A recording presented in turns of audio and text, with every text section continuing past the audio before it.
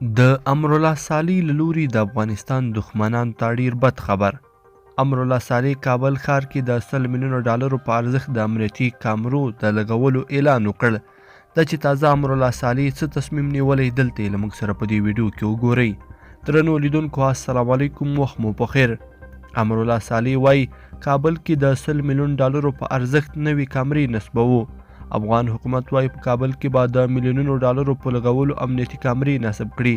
د ولسمشر لومړي مرستیال په یو فیسبوکي پیغام کې ویلي دي چې ډېر ژر به ټول کابل ښار د امنیتي کمرو تر پوښښ لاندې راولي. د ده په خبره د جرمونو د له منځه وړلو او د مجرمینو د تعقیب لپاره د امنیتي کمرو نصبول یو اړین کار دی او د جرمونو په کمولو کې به د پام وړ اغیز ولري. د ده په خبره د کامرو په نصبولو شاوخوا 100 میلیونه ډالر لګښت راځي چې مرستندوی هیوادونه یې د تمویل ژمنه کړې ده. نوموړي په دې اړه نور معلومات نه دي ورکړي. افغان حکومت داسې مهال دغه څرګندونې کوي چې کابل ښار تر بل هر وخت بې نظمه او ناامنه شوی دی.